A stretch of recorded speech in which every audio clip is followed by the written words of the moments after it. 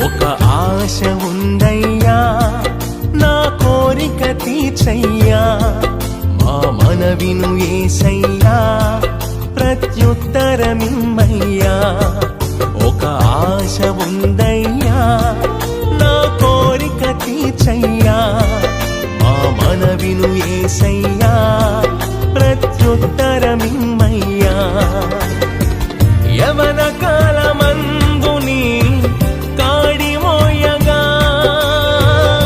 బలమైన విల్లుగా నన్ను మార్చవా యవన కాలమందుని కాడి మోయగా